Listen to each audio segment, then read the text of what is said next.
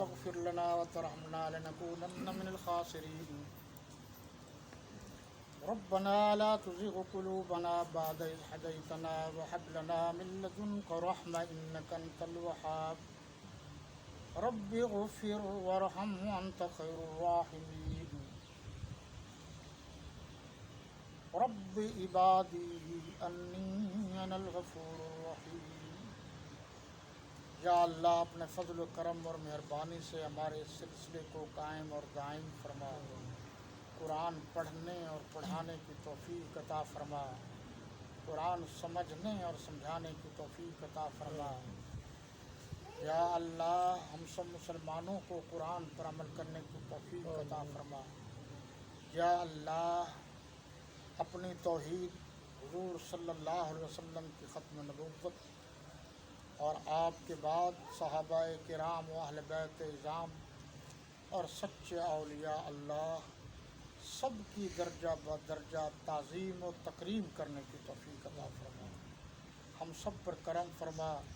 یا اللہ ہمارا مشکل کشا، حاجت روا، پالنہار، کرما والا، عزت دینے والا تو ہی ہے، ہم سب کی مشکل کشائی فرما، حاجت روائی فرما۔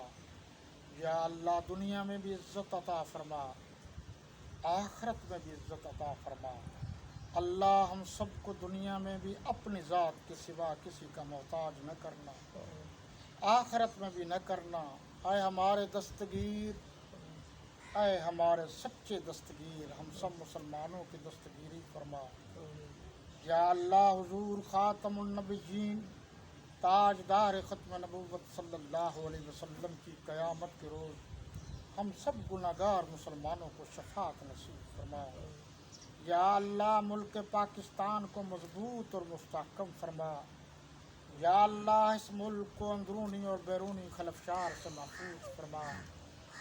یا اللہ اس ملک کو آسمانی اور زمینی آفات اور بلاؤں سے محفوظ فرما۔ یا اللہ ہم سب کے سب تیرے سامنے سوالی ہیں، ہم سب کی حاجت روائی فرما۔ یا اللہ تمام مسلمانوں کو برائی سے، بے حیائی سے، فحاشی سے، عریانی سے، منشیات سے، رزق حرام سے اور ہر غلط چیز سے بچنے کی توفیق عطا فرما۔